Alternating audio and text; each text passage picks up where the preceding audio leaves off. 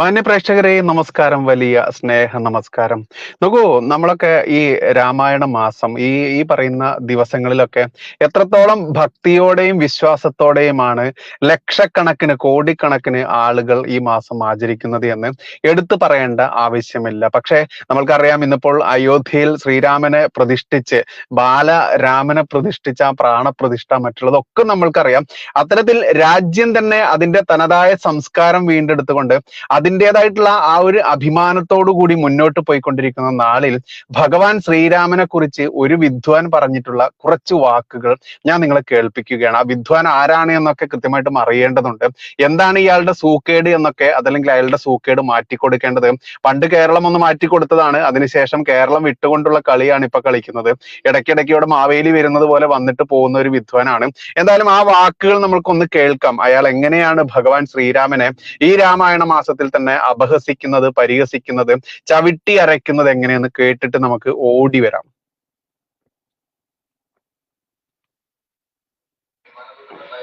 അത് താന്ത്രികപരമായിട്ട് അതായത് രാമനെ ആരാധിക്കാൻ പാടില്ല. രാമൻ ജീവിച്ചിരുന്ന സമയത്ത് തന്നെ ഒരു തോൽവിയായിരുന്നു. അദ്ദേഹം ആത്മഹത്യ ചെയ്ത ഒരു വ്യക്തിയാണ്. നോക്കൂ, രാമനെ ആരാധിക്കാൻ പാടില്ല, രാമൻ ആത്മഹത്യ ചെയ്തൊരു വ്യക്തിയാണ്.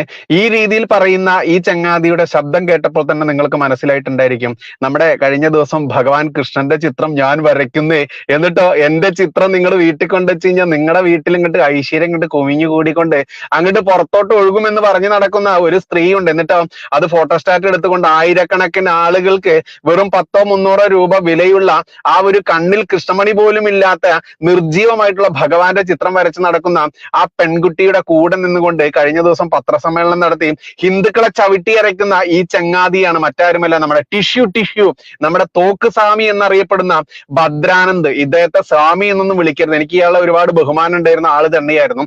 പക്ഷെ ഈ അടുത്ത നാളുകളിലല്ല, അതിൽ കുറെ നാളുകൾ പരിശോധിച്ചു കഴിഞ്ഞാൽ സുഡാപ്പികളെ സുഖിപ്പിക്കാൻ വേണ്ടി സംഘികളെ തെറി വിളിക്കുക, സംഘികളെ സുഖിപ്പിക്കാൻ വേണ്ടി സുഡാപ്പികൾക്ക് ഊമ്പിക്കൊടുക്കുക, ആ ഭാഷ തന്നെ ഉപയോഗിക്കേണ്ടതുണ്ട്. ആ രീതിയിൽ പോകുന്ന നമ്മുടെ ഭദ്രാനന്ദ് എന്ന് പറയുന്ന വ്യക്തിയാണ്, അതല്ലെങ്കിൽ ടിഷ്യൂ തോക്ക് സ്വാമിയുടെ വാക്കുകളാണിത്. ഇനി പറയുന്നത് ബാക്കി കൂടി കേൾക്കേണ്ടതുണ്ട്, കേട്ടു നോക്കാം. മക്കൾ പോലും അദ്ദേഹത്തെ കൊല്ലാൻ നടന്നു, ലവനും കുശൻ. അതുപോലെ തന്നെ അദ്ദേഹം ഭാര്യയെ സംശയിച്ച് കാട്ടിൽ അയച്ച വ്യക്തിയാണ്. നവമിയിൽ ജനിച്ച വ്യക്തിയുടെ പ്രത്യേകതകളെ പറ്റി താന്ത്രികപരമായി അറിയുന്നവരുമായിട്ടൊന്ന് സംസാരിച്ചു കഴിഞ്ഞാൽ അങ്ങേക്ക് കൂടുതൽ മനസ്സിലാവും. ഇപ്പൊ ഹനുമാൻ ആരാധിക്കാം. ഇപ്പൊ നമ്മള് വിളി കേൾക്കുന്ന എനർജികളുണ്ട്, അതിനെ ഉപാസിച്ചോട്ടെ.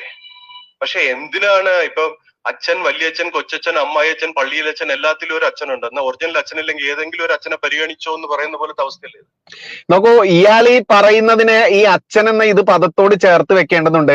യഥാർത്ഥത്തിൽ ഒറ്റ തന്തയ്ക്ക് അതല്ലെങ്കിൽ ഒറ്റ അച്ഛന് പിറന്നിട്ടുള്ള ആളുകൾ ഇതുപോലെ പറയുമോ എന്നുള്ളതാണ് ചോദിക്കേണ്ടത്. കാരണം പ്രാണപ്രതിഷ്ഠ നടന്ന സമയത്ത് ഭഗവാന്റെ നാമം ജപിക്കാൻ വേണ്ടി ഇയാൾ കുട്ടികളെ കൊണ്ട് വിളിപ്പിക്കുന്നത് കർണാടകയിൽ ഇരുന്നു കൊണ്ട് ഇയാൾ ചെയ്ത ഒരു വീഡിയോ കഴിഞ്ഞ ദിവസമൊക്കെ ഞാൻ കണ്ടിരുന്നു. അപ്പോൾ അപ്പപ്പ കാണുന്നവനെ അപ്പ എന്ന് വിളിക്കുന്നവനെ എന്ത് ഭാഷയിലാണ് വിളിക്കേണ്ടത്? അല്ല, അയാളെ പറഞ്ഞിട്ട് കാര്യമില്ല, കാരണം അയാളെ കേരളത്തിൽ നിന്ന് എടുത്ത് പുറത്തോട്ട് ഇട്ടത് ഈ മലയാളികൾ തന്നെയാണ്. അയാൾ തോക്കുമെടുത്ത് പോലീസ് സ്റ്റേഷനിൽ ഡിഷു എന്ന് വെടിവെച്ച് കളിച്ച് അങ്ങനെ തോക്ക് സ്വാമി എന്നുള്ള പേര് സ്വീകരിച്ച് കൃത്യമായിട്ടും അയാൾക്ക് കിട്ടേണ്ട രീതിയിൽ തന്നെയാണ് കേരളം ഇന്നും അയാൾ ട്രീറ്റ് ചെയ്തുകൊണ്ടിരിക്കുന്നത്. അതുകൊണ്ട് ഭഗവാൻ രാമനെ കുറിച്ച് ഇത്രയും മോശകരമായിട്ട് ഒരു സ്വാമി എന്ന് പറയാൻ പറ്റില്ല, ഒരു ചാമി, ഒരു ആച്ചാമി, അതും കാവി അണിഞ്ഞുകൊണ്ടും രുദ്രാക്ഷമൊക്കെ അണിഞ്ഞുകൊണ്ട് ഞാൻ വലിയ അഘോരിയാണ് എന്നൊക്കെയാണ് ഇയാൾ പറയുന്നത്. ഇനി വരുന്നുണ്ട്, ബാക്കിയോടെ കേൾക്കാം നമുക്ക്. I am into this field. ഞാനൊരു അഘോരിയാണ്. എന്റെ ഫീൽഡ് അതാണ്, അഘോരി. ഇവർക്ക് അറിയാത്ത മേഖലയിലാണ്. സ്കിൻ സ്പെഷ്യലിസ്റ്റിനെ കൊണ്ട് ഹാർട്ട് സർജറി ചെയ്യുന്ന പോലത്തെ രീതിയാണ് ഇവർ ചെയ്യുന്നത്. Whether it is right or not, നിങ്ങൾക്കാണ് ക്വസ്റ്റ്യൻ ചെയ്യണം. ഞാൻ നിങ്ങളോട് കുറച്ച് ലീഡ്സ് തരുന്നിട്ട് പോവാണ്. അതുകൊണ്ട് മാത്രമല്ല നരേന്ദ്രമോദി തോറ്റു. നരേന്ദ്രമോദിക്ക് കഴിഞ്ഞ മാസം റോഡ് ഷോ നടത്തിയത് ഇന്ത്യൻ ചരിത്രത്തിൽ ആകെ ഒരു സന്യാസി ഉണ്ടെങ്കിൽ അത് ഞാൻ ആ കർണാടക. ആയിരക്കണക്കിന് ആൾക്കാർ ഞാൻ റോഡ് ഷോ നടത്തി അദ്ദേഹത്തെ ഞാൻ സപ്പോർട്ട് ചെയ്തു. കഴിഞ്ഞ ഇലക്ഷന് BJP അവിടെ പൊട്ടുമെന്ന് ഞാൻ തന്നെ ബൊമ്മയരെടുത്തും പറയുന്നത്. അതെല്ലാം ട്വിറ്ററിലുണ്ട്, നിങ്ങൾക്ക് നോക്കാം.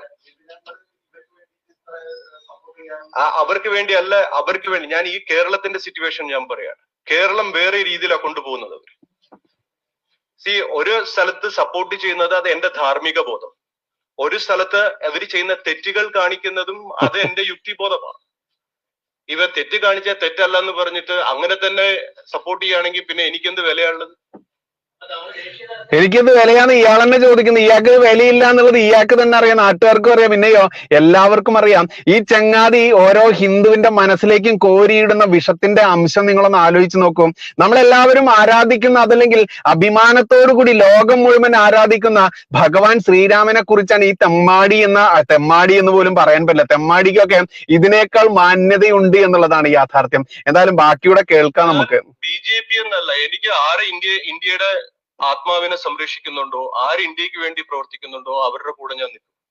എനിക്ക് പ്രത്യേകിച്ച് രാഷ്ട്രീയമില്ല. മോദിജി ഇന്ത്യക്ക് വേണ്ടി കുറെ കാര്യങ്ങൾ അദ്ദേഹം ചെയ്യുന്ന സമയത്തും അദ്ദേഹം ചെയ്യുന്ന നല്ലതിന് ഞാൻ സപ്പോർട്ട് ചെയ്യാറുണ്ട്. ഇപ്പോഴും ഞാൻ അദ്ദേഹത്തിന് എഗൻസ്റ്റ് അല്ല. പക്ഷെ അദ്ദേഹത്തിന്റെ ചില രീതികൾ ശരിയല്ല. അത് ഈ പറയുന്ന താങ്കൾ ചോദിച്ച ആ ചോദ്യത്തിനുള്ള മറുപടി ജനുവരി 17 കഴിഞ്ഞ വർഷം 2023 വെൽവെറ്റ് പെരേറ എന്ന് പറയുന്ന അവരുടെ മാംഗ്ലൂരിയൻ ടൈംസ് എന്ന് പറയുന്ന manglurian.com അതിൽ മോദിക്ക് സംഭവിക്കാൻ പോകുന്ന കാര്യങ്ങൾ കൃത്യമായ ഒരു പ്രഡിക്ഷൻ സീരീസിൽ നടത്തിയിട്ടുണ്ട്. അങ്ങ് എപ്പോഴെങ്കിലും വായിച്ചു നോക്കൂ, അത് you will get to know about that.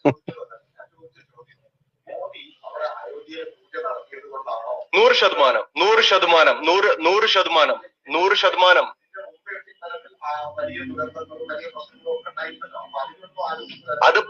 അത് പറയാത്തത് അവരുടെ അറിവാണ്. ഓരോരുത്തർ ഇപ്പൊ അങ്ങേക്ക് ജേർണലിസത്തെ പറ്റി ഒരു കാര്യം ചോദിച്ചാൽ പറയാൻ പറ്റും. പിണറായി വിജയന് പൊളിറ്റിക്സിനെ പറ്റി ഒരു കാര്യം പറയാൻ പറ്റും. ഒരു ന്യൂറോളജിസ്റ്റിന് അദ്ദേഹത്തിന്റെ സബ്ജക്റ്റിനെ പറ്റി പറയാൻ പറ്റും. അത് അവരുടെ ഫീൽഡിലുള്ള അവരുടെ പരിജ്ഞാനമാണ്. നമുക്കൊരു കാര്യം അറിയില്ല എന്ന് കരുതി അത് ശരിയല്ലെന്നുണ്ടോ? നമുക്ക് എത്ര പേർക്ക് സ്പേസ് സയൻസിനെ പറ്റി അറിയാം? ഇതാരും പറഞ്ഞിട്ടില്ല. ഞാൻ എപ്പോഴും ആദ്യമായിട്ടല്ലേ ഓരോന്ന് പറയാറും ചെയ്യാറും. പോലീസ് സ്റ്റേഷനിൽ പോയി അന്നൊരു പ്രശ്നം ഉണ്ടാക്കിയപ്പോ അതൊരു സന്യാസി ചെയ്യുന്ന കാര്യമാണോ എന്ന് പിന്നീട് അവർക്ക് മനസ്സിലായി എന്തിനാ ഞാൻ പോലീസ് സ്റ്റേഷനിൽ പോയത്, അന്ന് തോക്കെടുത്തത് കാര്യങ്ങളെല്ലാം. അപ്പൊ അന്നത് കുറ്റമായിരുന്നു. പിന്നീട് അതിന്റെ വിധി വന്നപ്പോ അത് കുറ്റം. പോലീസ് സ്റ്റേഷനിൽ എന്നല്ല, എവിടെ പോയിട്ടും തോക്കെടുത്ത് പൊട്ടിച്ച കുറ്റമാണെന്ന് ഇയാൾക്ക് അറിയില്ല എന്നുണ്ടെങ്കിൽ അത് ആരുടെ കുറ്റാണ്? അത് ഇയാളുടെ കുറ്റാണ്. ഇയാൾ സന്യാസിയാണ് എന്ന് ഇയാൾ സ്വയം പറയുന്നു. ഇയാൾ അഘോരി സന്യാസിയാണെന്ന് പറയുന്നു. നോക്കൂ, ഇത് ഞാൻ ഇപ്പോഴിവിടെ പ്രസിദ്ധീകരിക്കാൻ കാരണം എന്തെന്ന് കൂടിയുണ്ട്. കുറച്ച് ഭാഗം കൂടിയുണ്ട്, ഒരു 1/2 മിനിറ്റ് കൂടെ ഉണ്ട്, അതോടെ കേൾക്കാം. അപ്പൊ നിങ്ങളെല്ലാവരും നമ്മൾ സംഭവിക്കുമ്പോ അറിയും, ചിലവർ സംഭവിക്കുന്നതിന് മുമ്പ് പറയും. ഞാൻ ഒരു ഗണത്തിൽ പെട്ട ആളാണ്. എന്നെ സംബന്ധിച്ചിടത്തോളം എനിക്കിവിടെ ഞാൻ നിങ്ങളെ ഒരു മെസ്സേജ് ഇവിടെ ആൾക്കാർക്ക് കൊടുക്കാൻ വരുമ്പോ അതിന്റെ സെൻസും കൂടെ നമ്മൾ ഉൾക്കൊണ്ടാൽ സന്തോഷം, അത്രേ ഉള്ളൂ. ഞാൻ കർണാടകയിൽ നിന്നാണ് വരുന്നത്. കർണാടകയിൽ നിന്ന് വരികയല്ല, കർണാടകയ്ക്ക് ഓടിച്ചതാണ് ഇവിടുന്ന്. എനിക്ക് എന്റെ കൂടെയുള്ള പിള്ളേരെല്ലാരും അവിടെ നിന്ന് വന്ന ഇവരൊക്കെ ഈ നാട്ടിൽ ഇവർക്കൊക്കെ മക്കളും കുട്ടികളും ഒക്കെ ഉണ്ട്. അവരൊക്കെ മൈക്രോസോഫ്റ്റിലും അവിടെ ഇവിടെയൊക്കെ വർക്ക് ചെയ്യുന്നവരാ. അപ്പൊ പിള്ളേരൊന്നും അല്ല. അവിടെ നിന്ന് എന്നെ വിളിച്ചോണ്ട് വന്ന് എനിക്ക് ചിലത് പറയണം. കാരണം ഇവിടെ എന്നെ വിശ്വസിക്കുന്ന, എന്നെ സ്നേഹിക്കുന്ന ഒരു ജനത ഈ നാട്ടിലാണ്. എല്ലാവരും രാഷ്ട്രീയം കളിച്ച് അവർക്ക് തോന്നിയതുപോലെ കളിച്ചു കഴിഞ്ഞാൽ ജനങ്ങളുടെ സമാധാനത്തിന് അല്ലെങ്കിൽ അവരുടെ സുരക്ഷിതത്തിന് ആരും ഉത്തരവാദിത്തമുണ്ട്? എന്തോ ഒരു ആത്മാർത്ഥത. അത് താന്ത്രികപരമായിട്ട് നോക്കൂ, ഇയാൾ ഭഗവാനെ ഇത്ര കണ്ട് അപമാനിച്ച് മറ്റൊരു വ്യക്തി വേറെ ഇല്ല എന്നുള്ളതാണ് യാഥാർത്ഥ്യം. ഇത് നമ്മൾ മാക്സിമം ആളുകളിലേക്ക് എത്തിക്കേണ്ടതുണ്ട്. കാരണം ഇത് എനിക്ക് തോന്നുന്നു ഇയാള് ഏകദേശം ഒരാഴ്ച മുമ്പ്, അതായത് രാമായണ മാസം തുടങ്ങുന്നതിന് തൊട്ട് മുമ്പ് ഇയാളെ ഏതോ ഒരു ചാനലിന് കൊടുത്ത അഭിമുഖമാണിത്. ഇതിലാണ് ഇയാൾ പത്രസമ്മേളനത്തിൽ വിളിച്ചു പറഞ്ഞത്, വായയ്ക്ക് എല്ല് നാക്കിന് എല്ലില്ല എന്ന് കരുതിയിട്ട് വായിൽ തോന്നുന്നത് കോതയ്ക്ക് പാട്ട് എന്ന രീതിയിൽ വിളിച്ചു പറയുന്ന ഇയാളെ സ്വയം വിളിക്കുന്ന പേരാണ് അഘോരി സന്യാസി. അതാണ് വലിയ രസം. ഇനി ഈ വിഷയവും മറ്റൊരു വിഷയമായിട്ട് കണക്ട് ചെയ്ത് സംസാരിക്കേണ്ടതുണ്ട്. കാരണം കഴിഞ്ഞ ദിവസം 2 ദിവസം മുൻപ് ഈ ചങ്ങാതിയും നമ്മുടെ ജസ്ന സലീം എന്ന് പറയുന്ന ഭഗവാന്റെ ചിത്രം വരയ്ക്കുന്ന സ്ത്രീയും, എന്നാൽ ഇന്ന് ഒരുപാട് ആരോപണങ്ങൾ നേരിടുന്നു. ഹണി ട്രാപ്പുകാരിയാണോ, ഒരുപാട് തട്ടിപ്പ് നടത്തിയോ, ഒരുപാട് കേസുകളുണ്ടോ, കേസുകൾ കൊടുത്ത് കാശ് വാങ്ങിക്കൊണ്ട് സെറ്റിൽ ചെയ്തോ, ഇനി വേണ്ട വലിയൊരു വ്യവസായ പ്രമുഖനുമായിട്ടുള്ള ഓഡിയോ ഒക്കെ ഇന്നിപ്പോൾ ഒരുപാട് ആളുകൾ കേട്ടുകൊണ്ടിരിക്കുകയാണ്. വളരെ മോശമായിട്ടുള്ള അവസ്ഥ വന്നുകൊണ്ടിരിക്കുന്നു. ആ കുട്ടി അതിനൊക്കെ കൃത്യമായിട്ട് പത്രസമ്മേളനം എന്ന രീതിയിൽ സമ്മേളനം നടത്തിയിരുന്നു. മിനിയാന്നാണെന്ന് തോന്നുന്നു. അന്ന് സമ്മേളനം നടത്തിയ സമയത്ത് ആ കുട്ടിയുടെ കൂടെ ഉണ്ടായിരുന്നത് ഈ തോക്ക് സ്വാമിയാണ്. അതായത് ഭഗവാൻ ശ്രീരാമനെ ഇത്ര കണ്ട് അപമാനിച്ച ഈ ഒരു ചങ്ങാതിയുടെ കൂടെയാണ് ആ ജസ്ന സലീം എന്ന് പറയുന്ന പെൺകുട്ടി വന്നത് എന്ന് കാണുമ്പോൾ നമ്മൾ കണക്ട് ചെയ്ത് ചിന്തിക്കേണ്ടതുണ്ട്. ഇതിന് പിറകിൽ എന്താണ് നടക്കുന്നത്? കാരണം ഭഗവാൻ ശ്രീരാമനെ ഇത്ര കണ്ട് പരിഹസിക്കുക, ഇനി ഭഗവാൻ ഗുരുവായൂരപ്പനെ, ഭഗവാൻ കൃഷ്ണനെ ഇനി ഇത്ര കണ്ട് പരിഹസിക്കാൻ വേണ്ടി ഭഗവാന്റെ തിരുനടയിൽ ഇരുന്ന് പി ഊർത്തിക്കൊണ്ട് പി എന്ന് പറയുക, പിന്നെ ഇൻഷാ അള്ളാ എന്നും പറഞ്ഞുകൊണ്ട് അതിന്റെ മുൻപിൽ നിന്നുകൊണ്ട് കേക്ക് കട്ട് ചെയ്യുക പിറന്നാളിന്. എന്താ പിറന്നാളിന് കേക്ക് കട്ട് ചെയ്താൽ? അതൊക്കെ അവനവന്റെ വീട്ടിൽ കട്ട് ചെയ്യേണ്ടതാ. ഇനി എന്താ ഗുരുവായൂർ നടയിൽ കട്ട് ചെയ്താൽ? അതൊരു ചോദ്യമല്ലേ? നോക്കൂ, നമ്മളൊക്കെ ക്ഷേത്രത്തിൽ പോകുന്നത് എങ്ങനെയാ? നോൺ വെജ് ഉപയോഗിക്കാൻ പാടുണ്ടോ? ഈ കേക്കുകളിൽ 99.9% ഇന്ന് നമ്മൾ പെട്ടെന്ന് ചെന്ന് ചോദിച്ചാൽ കിട്ടുന്ന കേക്കുകളിൽ മുട്ട ചേർക്കുന്നുണ്ട്, എഗ്ഗ് ചേർക്കുന്നുണ്ട്. അപ്പോൾ ഈ നോൺ വെജ് ഉള്ള ഈ വസ്തു കേക്ക് ഭഗവാന്റെ മുന്നിൽ വെച്ച് കട്ട് ചെയ്തുകൊണ്ട് ഇൻഷാ അല്ലാഹ് എന്നൊക്കെ പറഞ്ഞുകൊണ്ട് ചെയ്യുക എന്ന് പറയുമ്പോൾ ഭഗവാന്റെ തേജസ് നശിപ്പിക്കാൻ വേണ്ടി ഇത്തരത്തിൽ ഭഗവാൻ ശ്രീരാമനെ കുറ്റം പറയുന്ന ഇയാളെയൊക്കെ കൂട്ടുപിടിച്ച് പിറകിൽ നിന്ന് തള്ളി കൊണ്ടുവരുന്ന ഇസ്ലാമിക ജിഹാദികളുടെ ടൂളാണോ ആ പെൺകുട്ടി എന്ന് ആരെങ്കിലും തെറ്റിദ്ധരിച്ചു കഴിഞ്ഞാൽ എങ്ങനെയാണ് അവരെ കുറ്റപ്പെടുത്താനാവുക? ഇന്നും ജസ്ന സലീം എന്ന് പറയുന്ന ആ പെൺകുട്ടിക്ക് വേണ്ടി കരഞ്ഞുകൊണ്ട് അവർക്ക് വേണ്ടി ന്യായീകരിച്ചിറങ്ങുന്ന ഓരോ ഹിന്ദുവും ചിന്തിക്കേണ്ടത് തന്നെയാണ് നമ്മുടെ എല്ലാവരുടെയും വലിയ ആ ഒരു ഉത്തുംഗ ശൃംഗം എന്നൊക്കെ കേട്ടില്ലേ? അതിൽ ഏറ്റവും ടോപ്പ് മോസ്റ്റ് ആയിട്ടുള്ള ഭഗവാൻ ശ്രീരാമനെ ഇത്തരം രീതിയിൽ പരിഹസിക്കുന്ന, അപഹസിക്കുന്ന, ചവിട്ടി മെതിക്കുന്ന ഈ ചങ്ങാതിയുടെ ഈ പുഴുത്ത നാക്കിൽ നിന്നും വന്നിട്ടുള്ള വാക്കുകൾ നമ്മൾ കേൾക്കേണ്ടതുണ്ട്. അതുകൊണ്ട് തന്നെ അയാൾ പൊക്കിപ്പിടിച്ച് നടക്കുന്ന ജസ്ന സലീമിന്റെ ജെന്യുവിനിറ്റി എത്ര എന്നുള്ളത് ആ അന്നം കഴിക്കുന്ന ആളുകൾക്ക് മനസ്സിലാക്കാനാവും. അതുകൊണ്ട് നിങ്ങൾ ഫാൻസ് ഒക്കെ മനസ്സിലാക്കുക.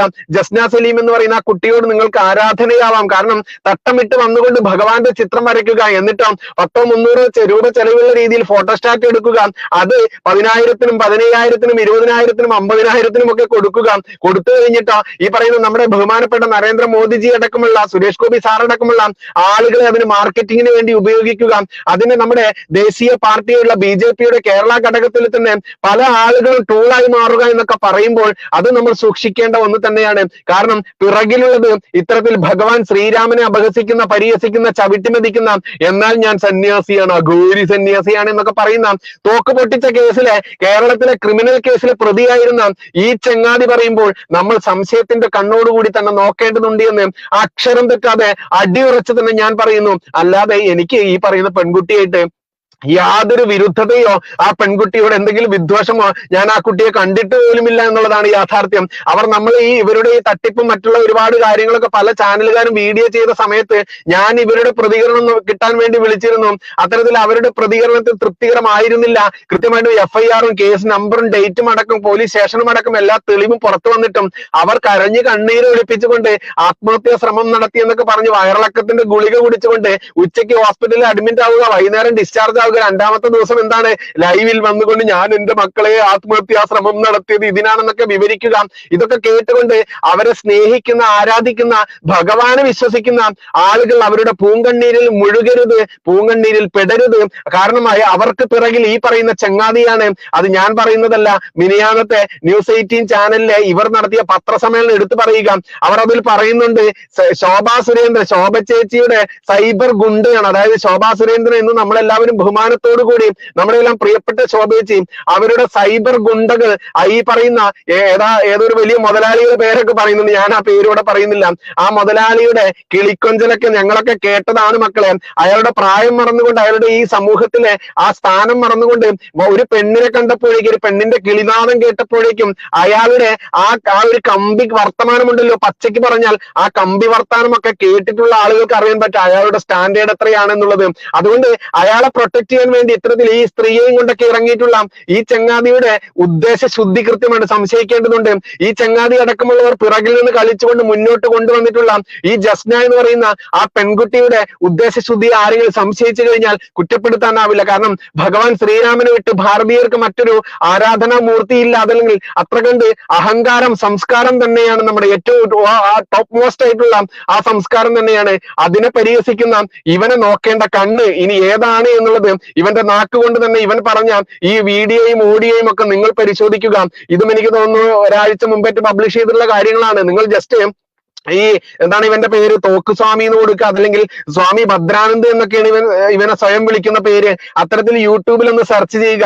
ഇവന്റെ ആ ഒറിജിനൽ വീഡിയോ ഇപ്പോഴും അതിൽ കിടപ്പുണ്ട്. അതുകൊണ്ട് ഇത്തരത്തിലുള്ള ആളുകൾക്ക് മുൻപിൽ നിന്നുകൊണ്ട് കളിക്കുന്ന പെണ്ണുങ്ങളായാലും പിറകിൽ നിന്ന് കളിക്കുന്ന ഇത്തരത്തിലുള്ള കറുത്ത ശക്തികളെ തിരിച്ചറിയാൻ ഇനിയെങ്കിലും ഹിന്ദു തയ്യാറാവണം. അതിന് ഹിന്ദുവിനാവട്ടെ, അല്ലാതെ എന്നെ തെറി വിളിച്ചത് കൊണ്ടോ ജസ്ന എന്ന് പറയുന്ന പെൺകുട്ടിയുടെ കഞ്ഞിയിൽ പൂഴിയിട്ട് ഇടുന്നവനെ എന്നൊക്കെ പറഞ്ഞ് എന്നെ തെറി വിളിച്ചുകൊണ്ട് കാര്യമില്ല. ഇവിടെ ഉള്ള കാര്യം കാര്യം പറയുമ്പോൾ ആ കാര്യം പറയുന്നവന് തെറി വിളിക്കാതെ ആ കാര്യത്തിൽ വല്ല കഴമ്പുമുണ്ടോ എന്ന് ചിന്തിച്ചുകൊണ്ടാവണം ഓരോ ഹിന്ദുവിന്റെയും മുന്നോട്ടുള്ള ഓരോ സ്റ്റെപ്പും വേണ്ടത്. അല്ലാതെ കാഷായം ധരിച്ചുകൊണ്ട്, കാവി അണിഞ്ഞുകൊണ്ട്, കറുത്ത വസ്ത്രം ധരിച്ചുകൊണ്ട്, അതല്ലെങ്കിൽ ഈ പറയുന്ന ഏലസുകളും മറ്റൊട്ടേറെ രുദ്രാക്ഷങ്ങളും ഒക്കെ അണിഞ്ഞുകൊണ്ട് ഞാൻ സന്യാസിയാണെന്ന് പറഞ്ഞു വന്നുകൊണ്ട് ഹിന്ദുവിന്റെ ഏറ്റവും ടോപ്പ് മോസ്റ്റ് ആയിട്ടുള്ള ആരാധനാമൂർത്തിയെ തന്നെ ഇത്തരത്തിൽ പറയുമ്പോൾ ഇവനെയൊക്കെ ഇനി കൈകാര്യം ചെയ്യേണ്ട ഏത് രീതിയിലാണ് എന്ന് ഓരോ വിശ്വാസിയും ഓരോ ഹിന്ദുവും തന്നെയാണ് തീരുമാനിക്കേണ്ടത്. നന്ദി, നമസ്കാരം. ജയ് ഹിന്ദ്, ജയ് ശ്രീറാം.